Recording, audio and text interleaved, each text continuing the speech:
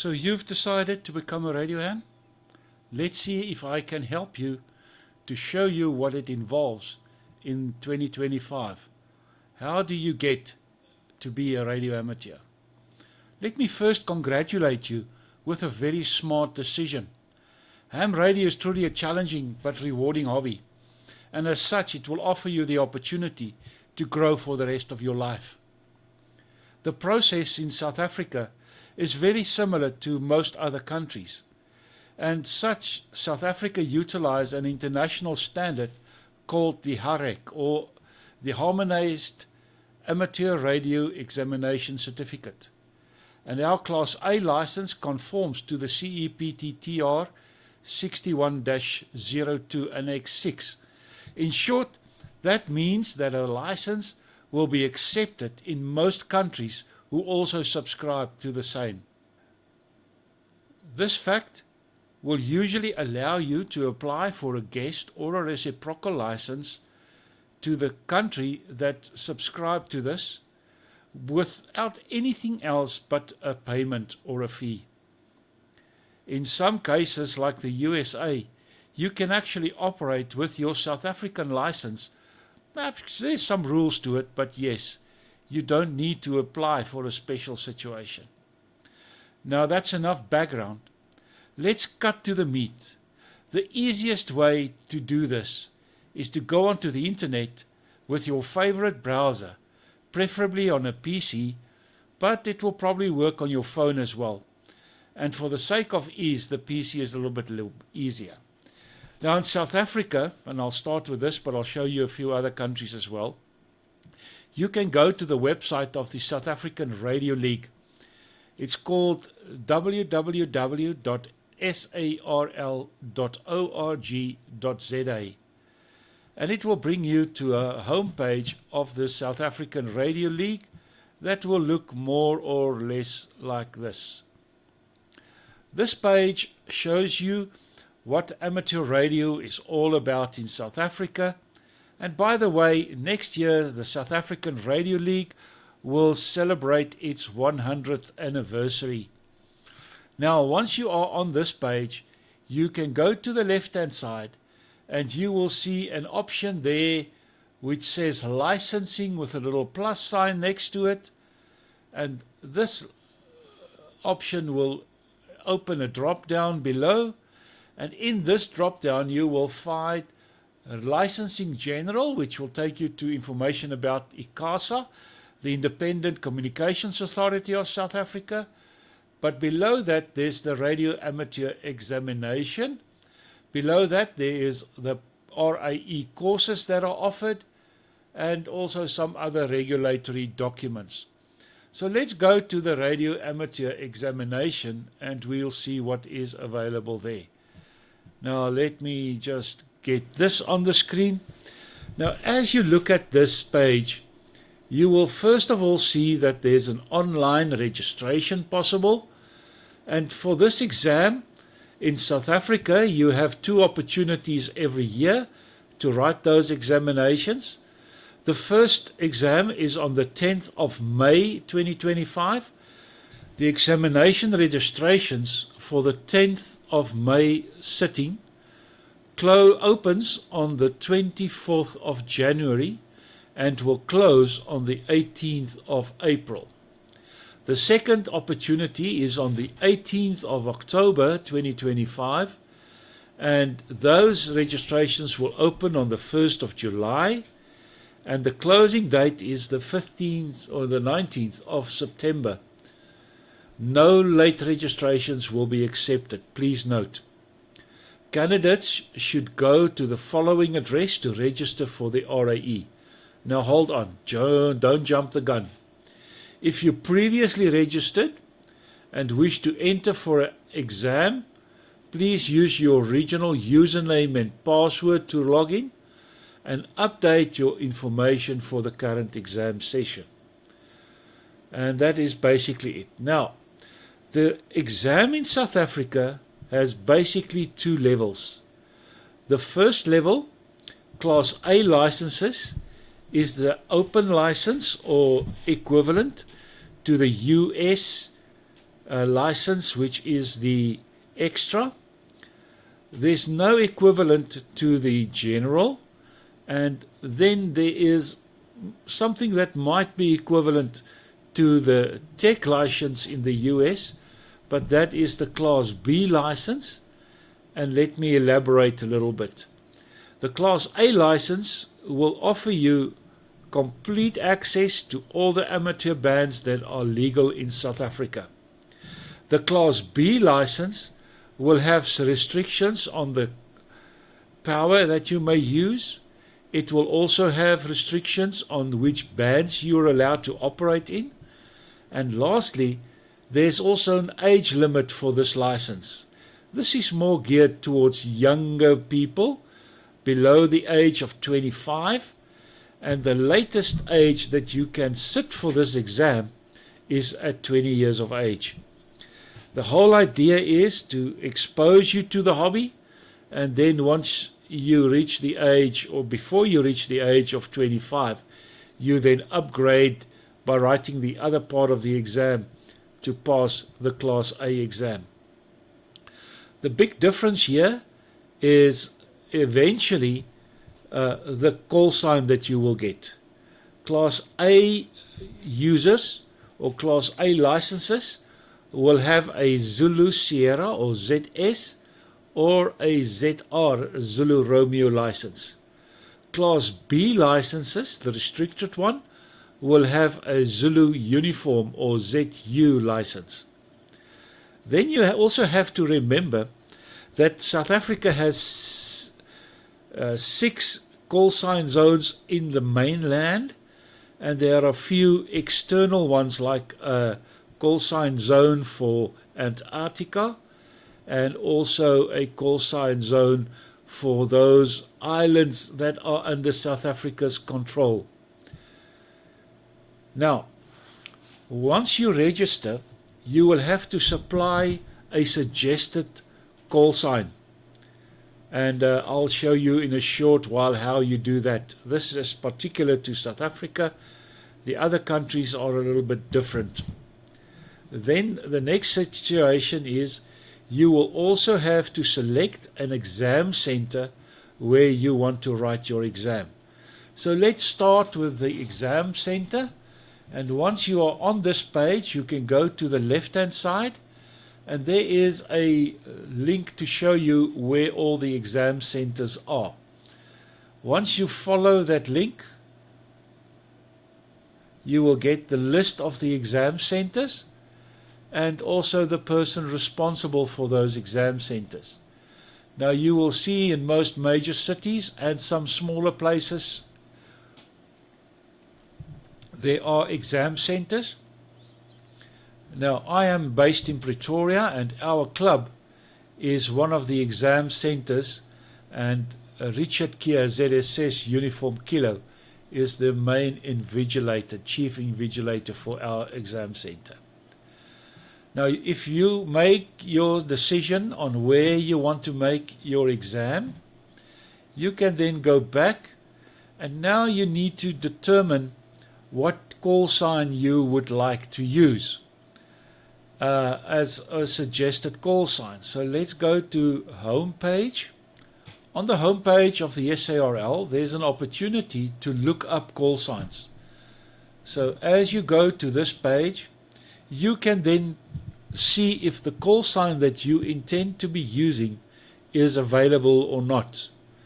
Let's say your name is John Jones, and you are looking at getting the call sign for that. Now, before I continue, I also have to mention that South Africa is divided into these call sign zones, and that's part of the determination of your call sign.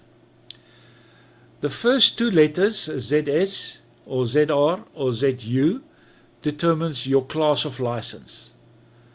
The next character in this call sign is usually a number, and in South Africa's case it is either a 1, a 2 or 3, 4, 5 or 6. Those numbers determine the call sign areas. Call sign Area 1 is the Western Cape. Call sign Area 2 is the Eastern Cape. Call sign Area 3 is the Northern Cape. Call sign Area 4 is the Free State. Area 5 is KwaZulu-Natal. And then call sign Area 6 are all the areas in the old Transvaal. In other words, that's the other 4 provinces: Mpumalanga, Limpopo, Northwest, and Gauteng. They are all Area 6. Area 7 is Antarctica. Area 8 are the 2 islands that are assigned to South Africa, Marion Island and I think it's Reunion Island. And then 9 is reserved for repeaters mostly. And then 0 is reserved for BBSs and those type of stuff.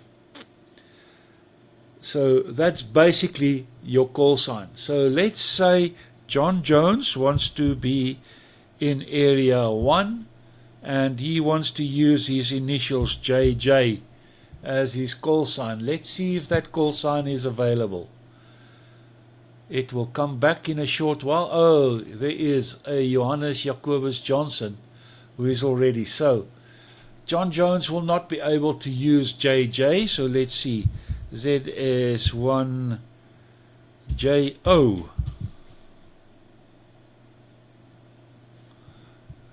Oh, it's also taken. So ZS1JS. Oh, it's also taken. So one will have to go and see which one is available. So let's see if JJS is available. ZS1JJS. Ah, that one seems to be available.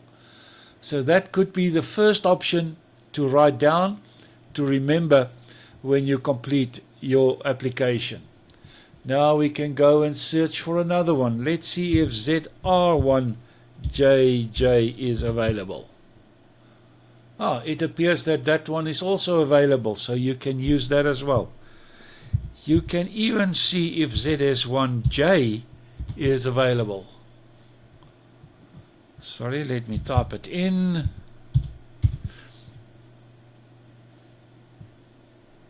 Oh, unfortunately, Chark has taken that one. So that's how you can then search for those call signs that you need to supply as an example. Now you can go back to licensing, back to RAE examination, and now you can open up this, which is the RAE registration. If you're not registered before, you can register.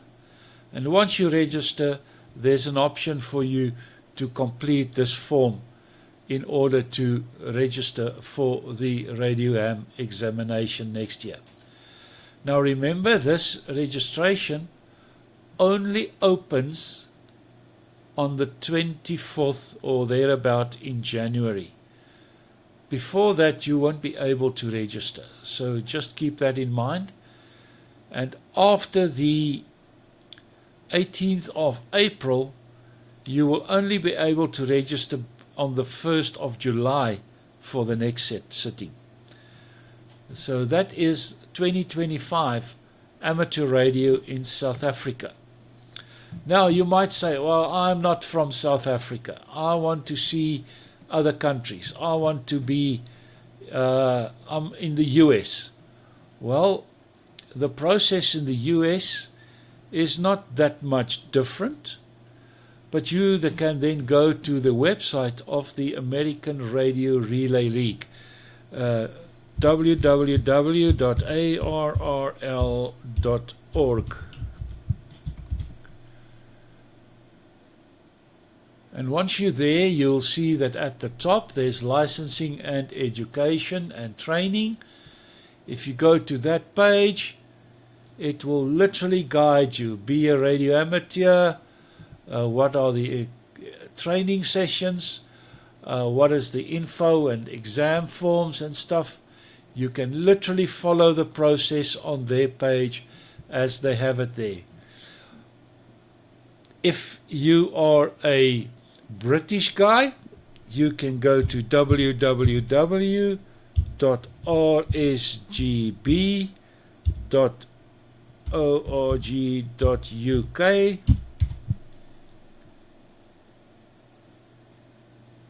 and that will take you to the Radio Society of Great Britain, and there you will also get the information on licensing. If you just type in license here, let's say examination,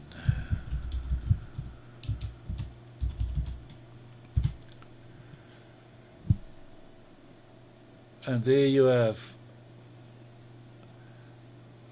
you can book an examination, you have announcements of them, they've got dates for the exam, so all the information from the RSGB is available.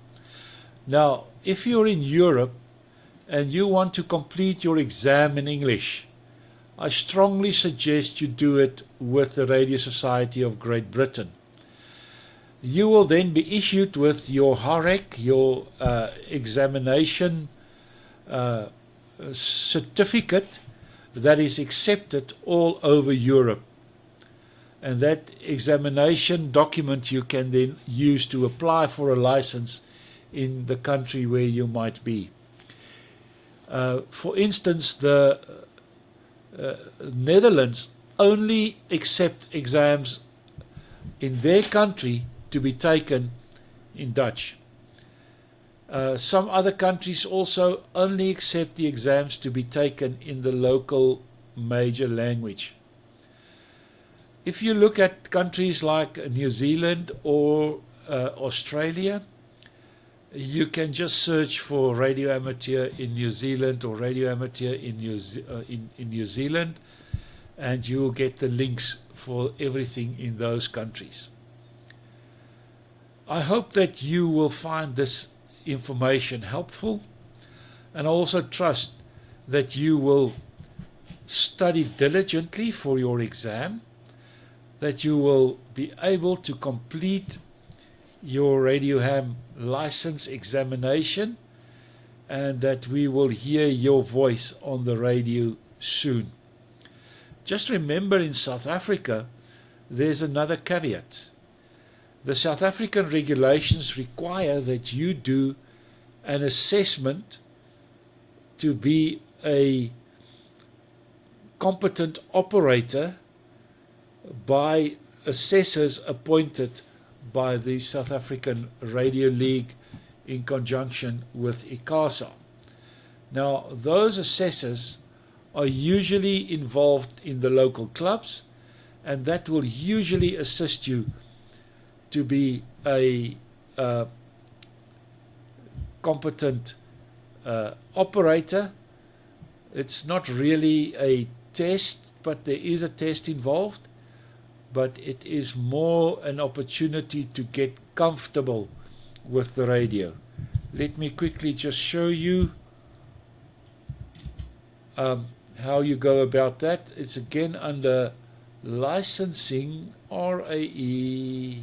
No, that is the wrong one. Sorry, the wrong link. Radio amateur examination. And over here, there's a list of HF assessors. And you will see those guys are connected to clubs. And it's highly suggested that you connect with a local club. I can show you here. If you go down here, most places in the country will have at least one or two. As you can see, I'm in Pretoria, and we have a team of assessors available here in Pretoria. Over here you can see in which clubs they are involved, and that will then assist you to run those. So Most clubs also offer training classes. That's highly recommended. Get in touch with the clubs and they will show you the ropes. Let's see each other on the air soon after you've got your license.